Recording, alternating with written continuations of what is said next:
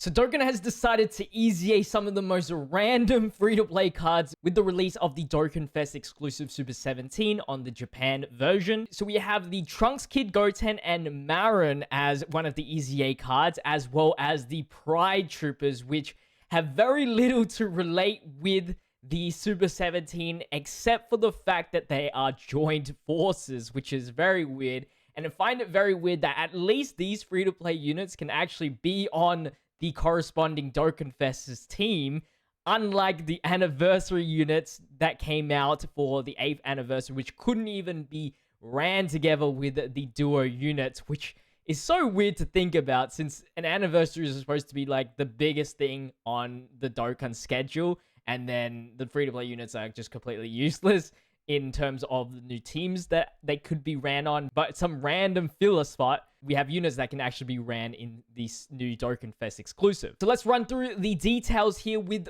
first the Trio EZA, Bond of Friendship 3 key and 77% stat boost, Physical Types 3 key and 50% as the leader skill. Nothing too special there. The 12 key greatly raises attack and defense for 1 turn, which is nice, causes supreme damage, and raises allies' attack for 30%. You have a 50% chance for Marron to be included into the super attack, just like before, to do extra damage, and they can still super attack at 9 key. For the passive skill, hopefully they don't lose too much. Attack and defense 170%, minus 5% attack defense with each turn pass, max of 20%, so it's not too bad. You're only losing about 20%. High chance to evade enemies' attack from the 5th turn, which is very nice. Attack defense was 50% when key is 9 or more, which is very good. Perform an additional attack when there is a youth category ally attacking the same turn, which is awesome, actually. Does limit to what they can be ran on, but with the greatly raised attack and defense, that's a nice, solid triple super attack potential and pretty nice defense, especially when you get 9 key or more for the 50%.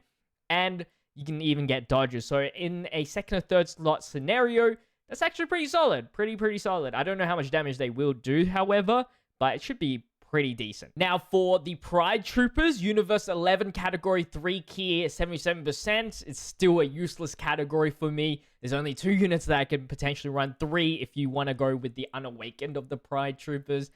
They raise defense infinitely, raise attack for 1 turn, causes supreme damage to the enemy. Passive skill attack and defense 110%, an additional 110%, and performs an additional attack with a high chance to become a super attack when there's another Universe 11 category ally attacking the same turn. If you're pay to win and you actually still run this category for some reason, then that's very helpful, I guess. In more of a Universe Survival Saga, if Jiren's like easying as well, one day in the future, that's really nice. Performs an additional attack which has a high chance to become a super attack when all allies attacking the same turn are Universe 11 category allies. So that's an additional attack if you have a full Universe 11. And because they raise defense, it's actually pretty good. If you get like the quadruple super attack, I believe, if you get the additional from the hidden potential. There's also a support for 2 key and 50%. That's a lot. I hope one day they actually release like free-to-play Universe 11s or just more Universe 11s in general. Attack plus 11% when performing a super attack for each superclass ally in the team. If you're running a full Universe 11, that's pretty much everybody. Essentially, I don't even know if there is an extreme Universe 11 unit. I don't think there is. Even though they look pretty solid, a lot of attack defense, a lot of raising defense, and a lot of raising attack, and the support, it's just too hard to run them because they all rely on Universe 11. There's just nothing that I can do about that, honestly.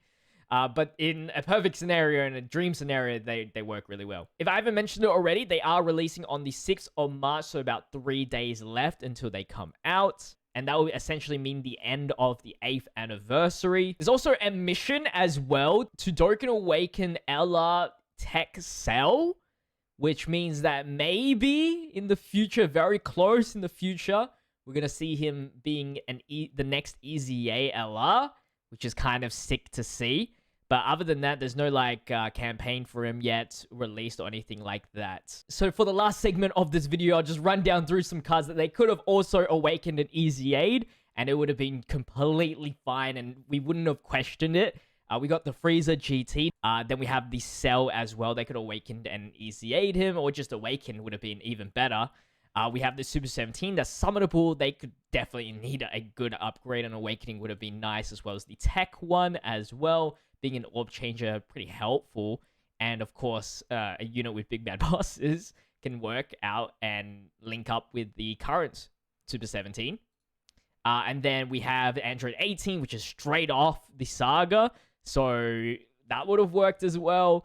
She still isn't in the category for the new Dokkan Fest, but like as an Android unit, works pretty well. And like as the sister of the enemies, I mean, she's definitely forgotten. And then the Hellfighter 17, which should have definitely been on it, but he's not. And he could have been actually very, very, very good as a linking partner as well. Especially if they like awaken him to become a support. Sheesh.